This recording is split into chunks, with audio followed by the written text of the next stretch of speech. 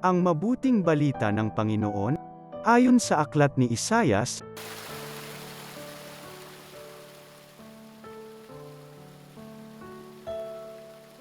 hanapin ang Panginoon samantalang siya'y inyong makikita siya ang tawagin habang malapit pa.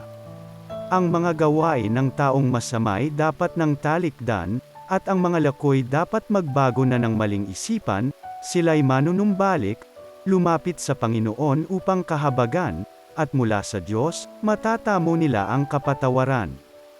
Ang wika ng Panginoon, ang aking isipay di ninyo isipan, at magkaiba ang ating daan. Kung paanong ang langit higit na mataas, mataas sa lupa, ang at isip ko'y hindi maaabot ng inyong akala.